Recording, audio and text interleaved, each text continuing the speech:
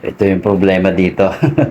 Diretso ko nang nabuo, hinanginan ko na, then tinanggal ko. Kasi dito, yan, kinalas-kalas ko rin yung bulb niya.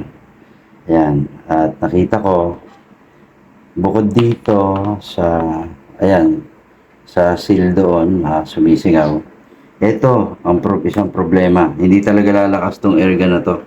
Kasi wala. Ang laki nung kanyang firing pin. Ayan. Tapos medyo may backfiring kasi maluag. Ayan o, maluag yung, ayan o, malaki ang butas compare doon sa stick ng ano. So, mas mahaba yan. Pero, ayan, papalitan natin siya. Or, paliliitin natin to. Pero singaw eh. Singaw siya eh. Yan, tuloy-tuloy kahit marami ng hangin. Siguro, mas okay to. Kaya lang, papalitan natin ng pin. Maiksi kasi ang pin nito. Ayan o, kapos. So, yung pin nito, yan, pagpapalitan natin ng pin. Yan, ito dapat. Kasi, hindi lalakas yung airgun dito sa tipo nito na sobrang laki ng firing pin. Or, either, bawasan ko to, then i-repair ito. Yan. Paliliitin ito. Sobrang laki nito. Ayan, tingnan nyo, i-compare nyo sa PCP talaga na ano. Ayan.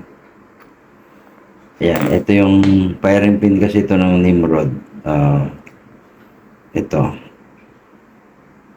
Kaya ganyan. Matagal ko ng mga spare to eh. Ito, binili ko rin to online. Hindi ko to ginawa.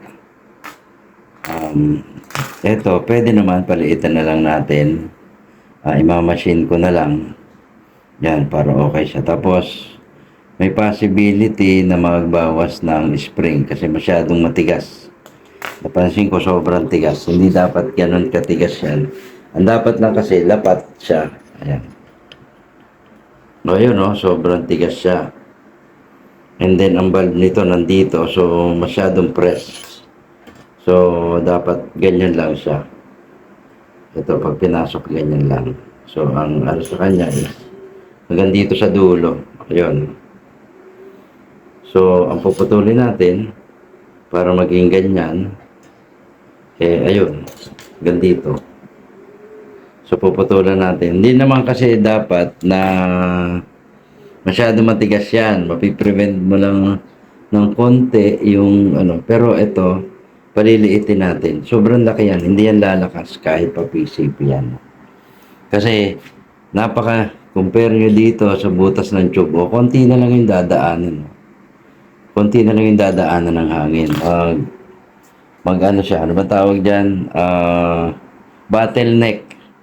Pagdating dito, although ang laki ng plenum, ayan o, ang haba na medyo malaki.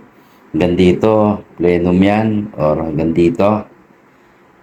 Ilang inches siya, nasa 7 to 8 inches yung plenum. So, dapat malakas. Pero dahil dito, hihina yan. Tsaka una, singaw. Magre-repair tayo. Tapos dito, singaw din siya sa puno. So, tatry natin yung mga paraan dyan. Tapos singaw rin dito. So, mag-repair muna tayo. So, mag-repair muna tayo para makagawa tayo ng maayos. Yun, ito siguro mas okay. Papalitan ko lang. Kasi parang hindi na ako mag-machine. Nakakatamad kasi mag-machine nito.